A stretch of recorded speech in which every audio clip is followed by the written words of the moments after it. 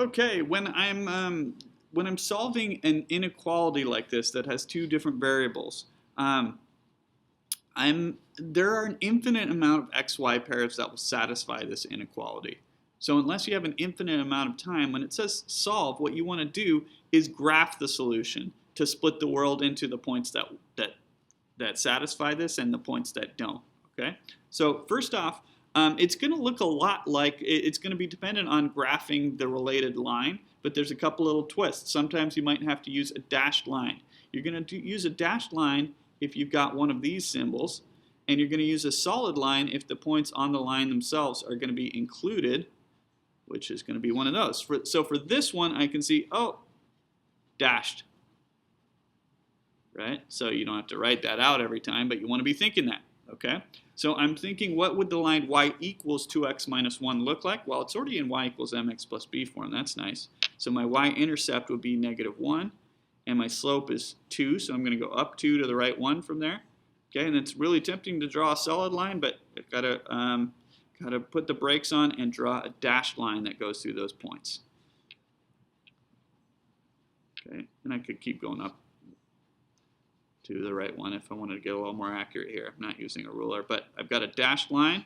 Okay, so that's going to split the world in 2. Okay, and then I'm going to be shading the side with the points that actually work. Okay, so there's a couple of ways to do this. One is by using a test point. The best test point to use is the origin.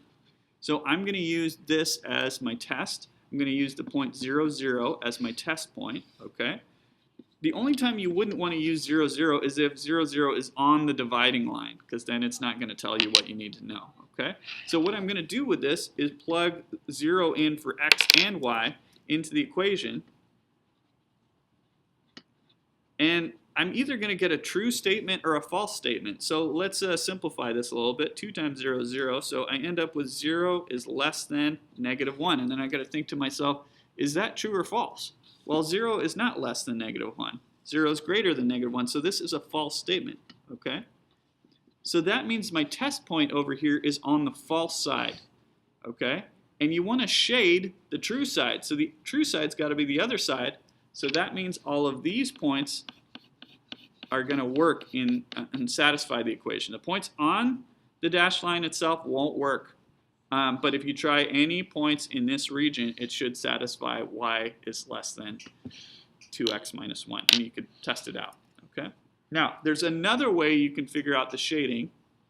I call this the y equals form shortcut. You only want to use this when y is isolated on the left side of the equation.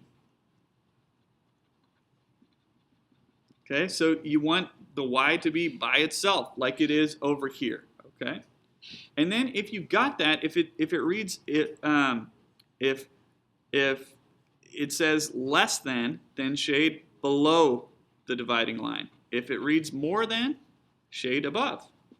And if you think about that, that works on this one, right? Because I had less than, and I'm shading below the line, so that's a nice little shortcut on those. But you have to have it in y equals form. If it's not, then you know, you could flip this whole inequality around and have a true inequality. So this could read 2x minus 1 is greater than y, and then it wouldn't work, right? So you need the y on the left and isolated, okay? All right, moving on to this next example, same kind of thing. Except this time, it's not going to be a straight line. It's going to be a parabola, okay? So I am noticing, oh, dashed line. I always want to be thinking about that.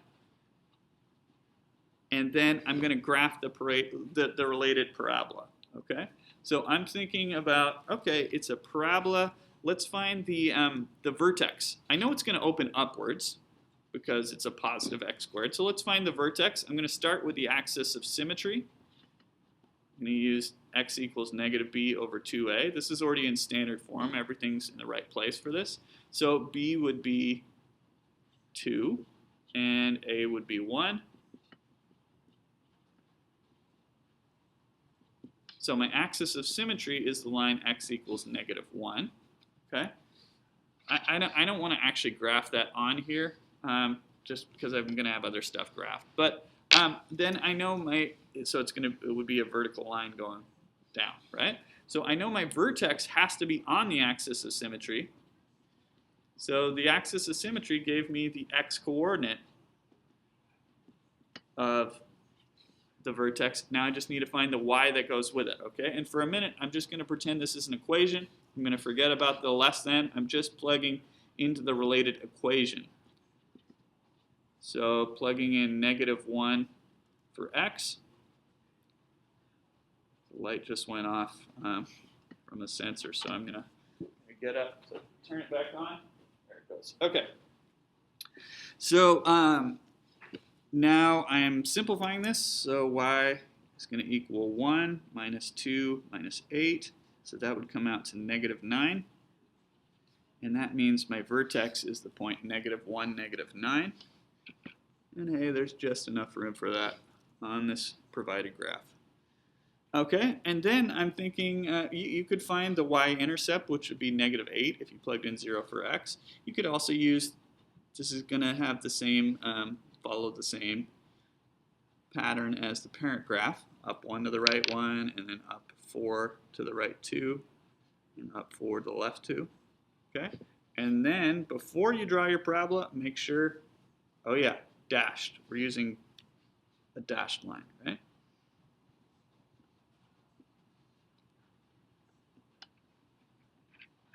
Okay, and now I need to decide what side to shade. So I could definitely test out the point 0, 0, which would be pretty easy to do. I can actually even do that in my head, right? If I'm testing this out, then I get 0 is less than -8. That would be false. So this should be the false side. But let's use the little shortcut. I'm shading below, right? This means below. Well, it's a little strange because it's curved. So below what? So I always think of it below, I shade below the vertex. So here's the vertex. I'm going to shade below. And then now I know which side of the parabola I'm on. So all of this would get shaded.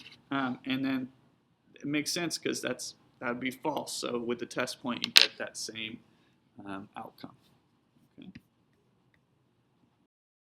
Okay, let's try another one out on the next page. Same kind of deal, so you could pause the video and try it if you like. So this one, oh, I can see this one is going to be solid. And then I'm going to use the axis of symmetry formula again to find the x-coordinate of the vertex.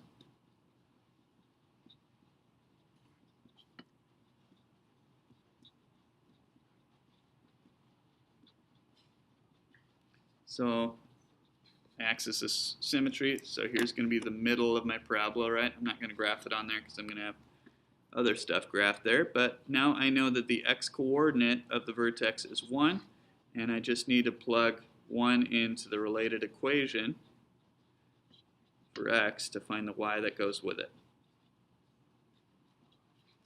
So 1 squared is 1, the opposite is that is -1.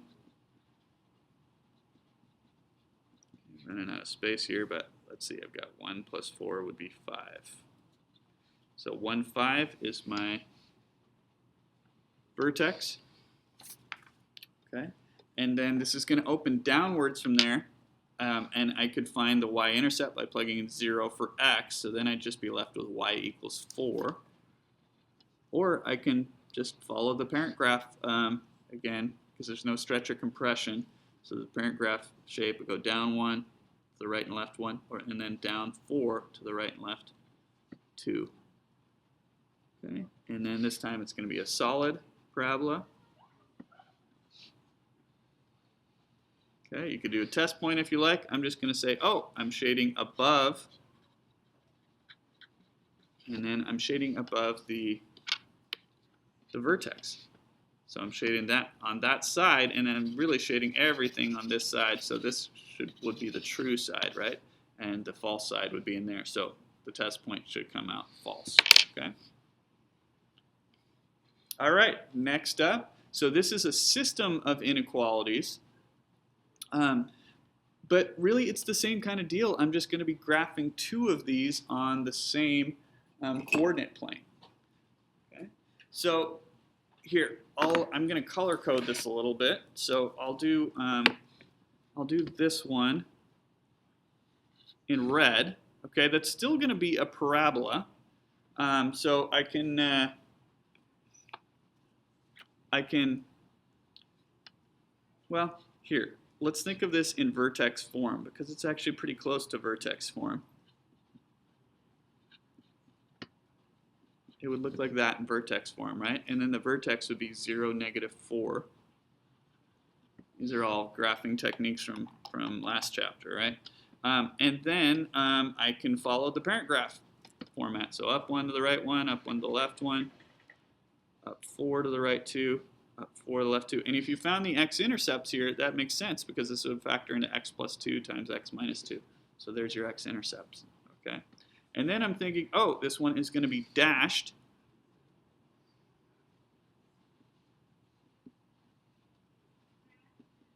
Okay?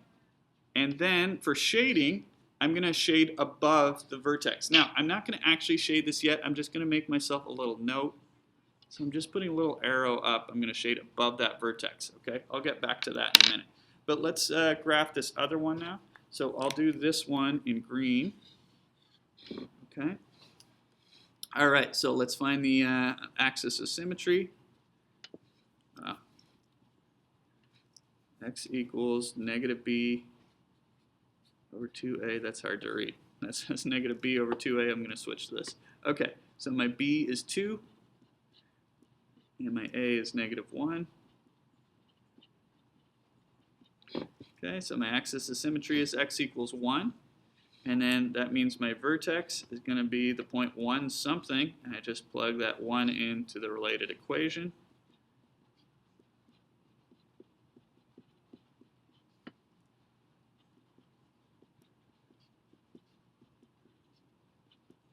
And so my, oops, off screen a little bit. There we go. So my y coordinate there is 2. So my vertex is 1, 2. Okay, 1, 2. And then this one's going to be opening down. There's no stretch or compression, so I'll use the parent graph shape. 4 to the right and left, 2. Okay, and then this one is going to be a solid line because of the symbol there.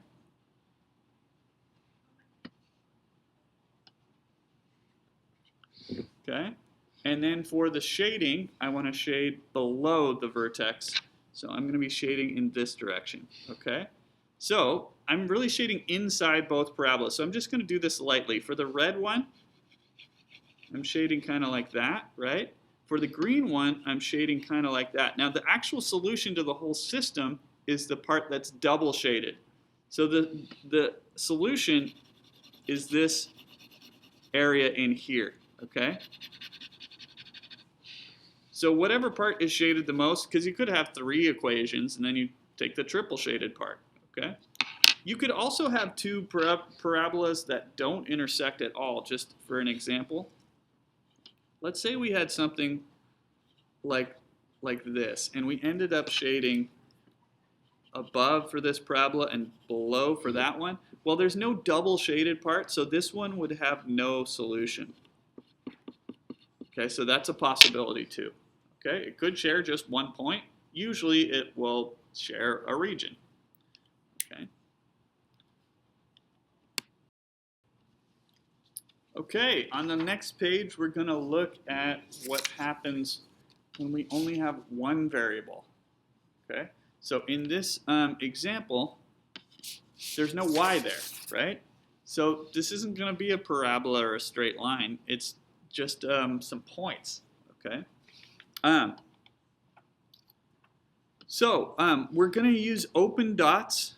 We're going to graph these actually on a number line. So when we're going to use open dots when we have these symbols, right? And closed dots are going to happen when those dividing points are included, okay? So, hey, I'm going to use an open dot right here. So what I'm going to do is pretend that this is an equation, and I'm going to solve this for x. I'm going to take the square root of both sides, and don't forget, 3 times 3 is 9, but so is -3 times -3, right? That has 2 solutions. So these are my dividing points.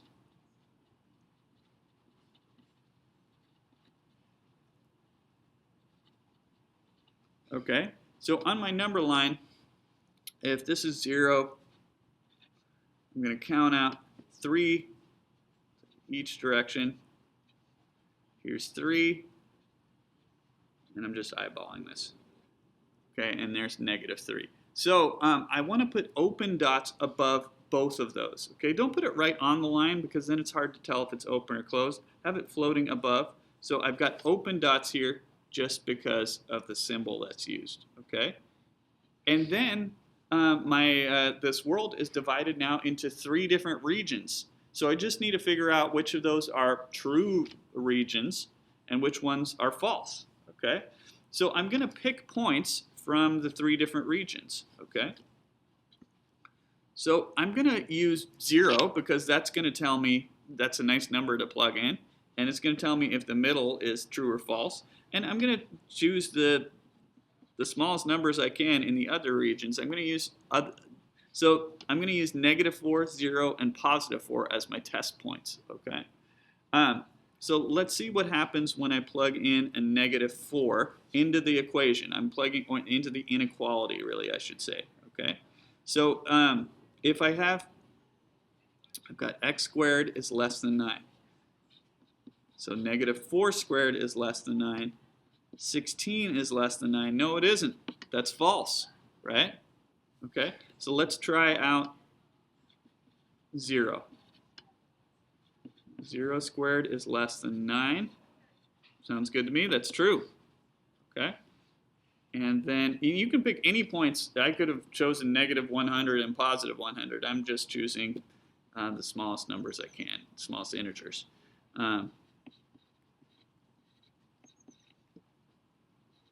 So here I got 16 is less than 9. No, it isn't. Okay, so my regions then are going to go false, true, false. So, whoops. So I want to shade, if you want to think of it as shading, the true part, and it just means I'm doing that, right? So for me, you can write the solution as a number line, but if I wanted to write this as an inequality, I could say, well, x is numbers between -3, x are numbers between -3 and +3. So I could go from -3 to +3. X is going to be between those. Okay, and they're not going to be included, so I use that kind of a symbol. So this means the same thing. Okay. All right, let's try another one. So I'm going to treat this in the same way. Now it's a little more complicated just because I got a more complicated equation, but I'm just going to pretend it's an equation and solve for x to get the dividing points to get started. Okay, so I'll subtract 34 from both sides.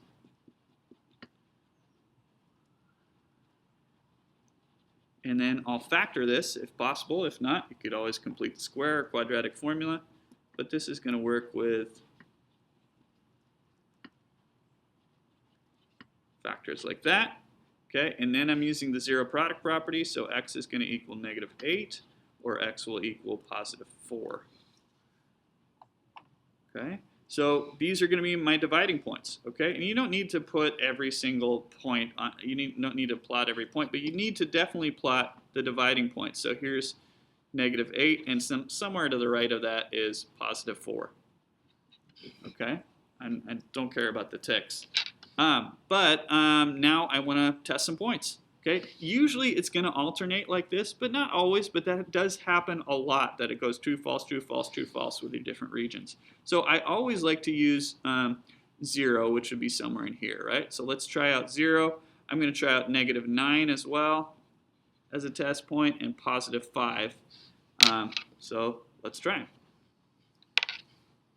Okay, I'm looking back to the original inequality.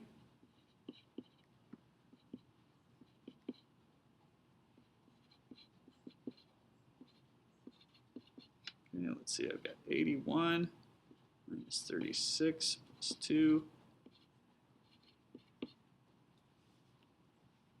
This is all going to come out to 47. 47 is greater than 34. Sounds good to me. That's true. Okay, so this region is going to be true.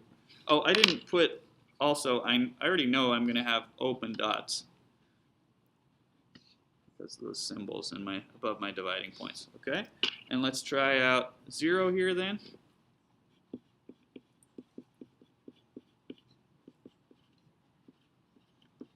Okay, so this one's pretty quick because the 0 terms just drop out and wind up with 2 is greater than 34. No, it isn't. That's false. So this is a false region. Okay, and I'm guessing this is going to come out true here when I put in a 5, but let's try it out.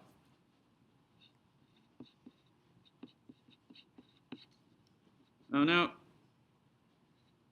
Didn't leave myself enough space. Okay, made it. So 25 plus 20 plus 2 greater than 34. That's going to give me 47 again. 47 is greater than 34. This is true. So that means everything to the right of this dividing point should be true. So I'm going to have that happening. Everything to the left of this dividing point is going to be true. Nothing in the middle is true. And there is my solution. Okay. And if I wanted to write this out, you could write it as two separate inequalities. You could write x is less than negative 8. And x is greater than 4. Okay, actually you can't have a number that is both of those things, so technically you'd want to use or between these two.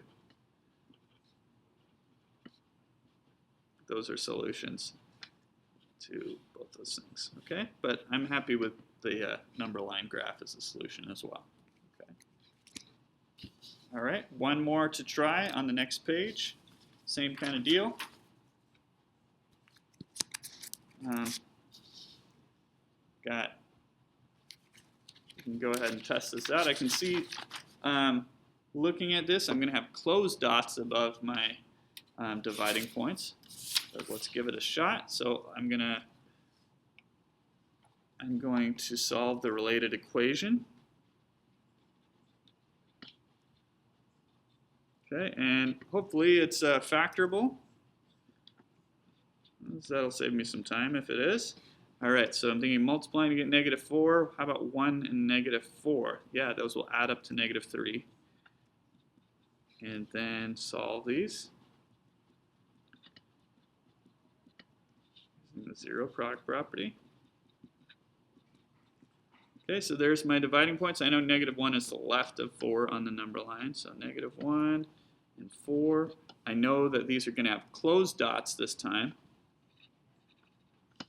So again, please make them float above so it's easy to tell if they're open or closed, okay? And then I just need to test the region. So my favorite test point is 0, and that's in there.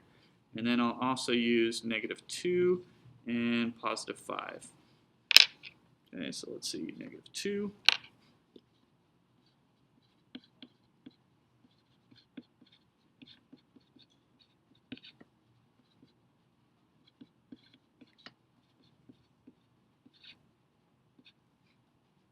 So here I got 6 is less than or equal to 0. No, it isn't. That's false. Okay, so this is a false region. Okay, so I'm guessing it's going to come true and then false again, but that doesn't always happen, so it's not really a great strategy to make that guess based on just one test point.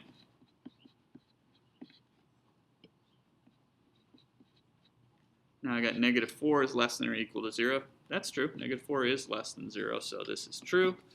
And then down here,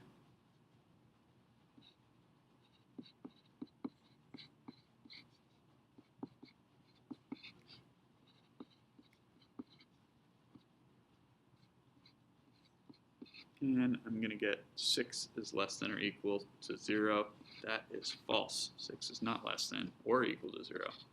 So I'm going to connect the dots, and that's my true region. And as an inequality, we could write